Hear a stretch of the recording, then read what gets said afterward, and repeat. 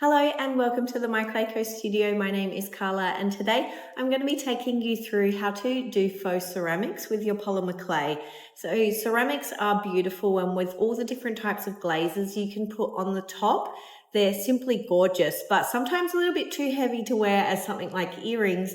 So we can make it out of polymer clay and use a couple of different techniques to give a faux ceramic look. Now I'm going to be going through 3 different top glazes that you can put on after you've finished doing your baked pieces to show you how we can put some faux ceramic work into your polymer clay. Let's get into it.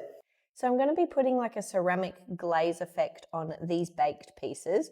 I have got 3 different techniques. So I've got 3 of my Moroccan tile cutouts, and the first 2 I'm actually going to be coloring with alcohol ink, and the last one is going to just be colored with acrylic paint. Now the 3 different variations that I'm going to go through today are going to be using liquid clay, using UV resin, and then using varnish. They all have their pros and cons, so as I go through each of them, I'll just factor in what the pros and cons are of them so that you can choose the one that is going to work best for you. So the first one I'm going to run through is actually using clear liquid clay. So all we need to do is put a little bit of our clear liquid clay into a container. Now, if you have quite thick liquid clay, you can always add in a little bit of softener just so that it's a more runny consistency. But mine's already quite runny here, so that's fine. And then I'm actually going to color it with my alcohol ink. Now, alcohol inks, if I was to put 1 drop in this amount of clear liquid clay, it would be quite dark. So I generally mix with a modeling tool anyway, but what I'm going to do is kind of release a drop onto there, just pour a little bit of it off, and then I'm actually going to wipe the excess off, just so I'm not putting a full dollop in, just because you can see here it's still, even with probably half a drop, it's still quite coloured. Now this looks opaque, but of course it is clear liquid clay, so it is going to bake clear. And once we've got that one all mixed, then we can just start putting it onto our piece. Now I mix with a modeling tool, but then I actually use a silicone tool just so that I can easily get into these bits here. And all I'm going to do is I'm just going to pop it in. When I'm doing ceramics, I like to actually use an imprint cutter because I just really like that faux ceramic look where those imprints have that kind of glaze caught in them. I think it looks really pretty. And you don't have to be too neat here because we are going to be wiping off excess. And I don't have to keep putting more on to get into all of these bits because I'm going to be taking some out of these middle areas anyway, just to flood in those zones. Okay, now that I've got that one kind of infilled and covered, we're then going to take a baby wipe and just wipe off the excess that we've got. So it's almost like we're doing the liquid clay infill method, but because it is a clear and ink mix, it's going to cure more like a ceramic glaze. And much like when we're infilling, usually we don't want to take out infill from there, but in this method you do. So you can see here that I'm just leaving a little bit in there and it's mainly clinging around those edges, but then it has got some kind of that blue discoloration in there. So that is very synonymous with like a ceramic look. So that one is all done. Because it is liquid clay, I do need to pop this one back in the oven to bake, but otherwise we're all finished with that. So one of the pros to using liquid clay with the alcohol ink is that you actually don't need to have a lot. You can literally use your polymer clay and your liquid clay that you most likely already have. It may just be going out and getting some alcohol inks to put into this one. I would probably say one of the cons is that you do have to rebake it, so it's not just a glaze and leave it alone. But other than that, I think it looks really, really good. The other thing is it's not going to be as shiny once it's baked, so it does go a little bit more matte, but you can always bring out the shine with buffing and polishing or just popping another glaze, like a just Sculpey satin glaze or something over the top of that one. Now this second technique is not for everyone because it is using UV resin. So I have got my resin gloves on because we want to make sure we're using correct PPE.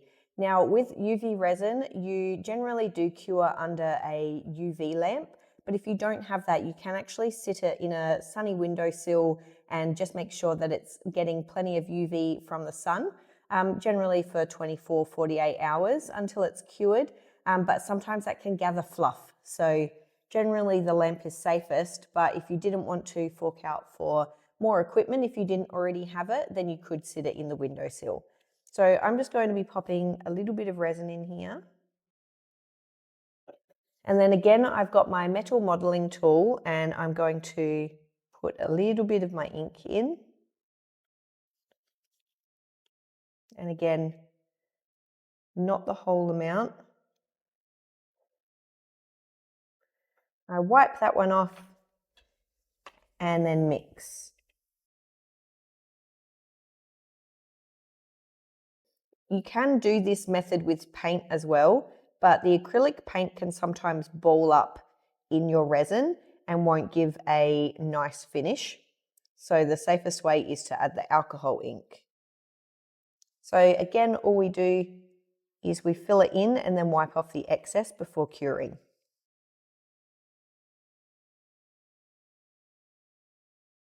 And again, I just take my baby wipe and I'm going to wipe off a lot of that resin. And then I would put that one into cure. And as you can see, it's got that same, it's clinging to the surroundings of that imprint with a little bit of that blue color in it. And that's going to look nice once it's all cured. The UV resin is probably one of the most common ones that people like to use the ceramic technique with. I do think it's actually my least favorite of all of the options, just because you do have to be a little bit more cautious with using correct PPE with this one, and then also you have your curing time. So it's just not my go-to, but definitely if you want a really glossy kind of ceramic finish, then the UV resin is really great for that. So this last one, as I said, is going to be using acrylic paint as the colorant. So I'm just going to grab a little bit of this paint and pop it in there. And then I'm actually going to mix in varnish. Now I've got Jacquard's Pearl Ex Varnish here, but it would work with any kind of like varnish or glaze. This is a varnish that doesn't need rebaking. So what my glaze looks like is what it's kind of going to dry as, which I really like. So I've got my paint in there. I'm just going to mix it in. Again, it does look a little bit cloudy, but this is a clear gloss, so it is going to actually dry clear. I just want to make sure that that paint is fully mixed in.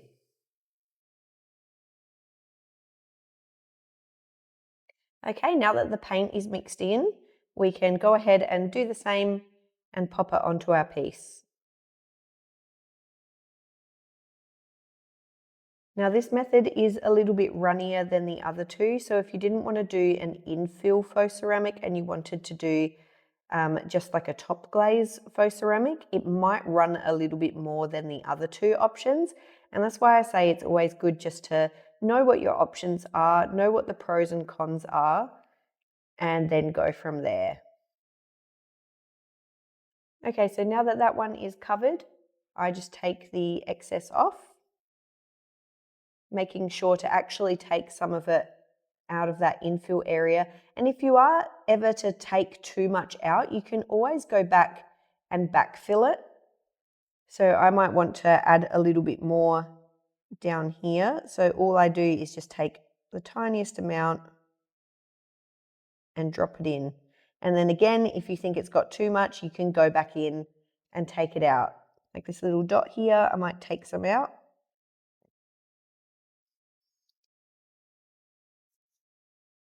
There we go. And then that one actually just needs to be left to dry. Using paint in varnish is, I think, my favorite faux ceramic technique. It is kind of ticking all the boxes in terms of pros. You don't have to rebake it. It kind of dries as is. It's going to be glossy because it's a varnish. I would say the only con is that it is a little bit more runny. So if you wanted to do it not with an infill piece, but an actual full coverage ceramic effect, then it may drip along the sides. So it might not be one that you'd gravitate towards if you're doing more of that technique.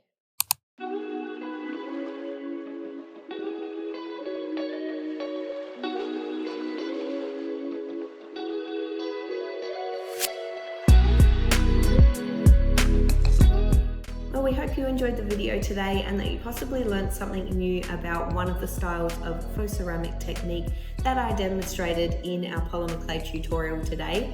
If you did have any questions or comments on the ones that I shared today, you can always pop a comment down below. And of course, if you liked the video, we would love for you to like and subscribe to support our channel. We'll see you next time. Bye.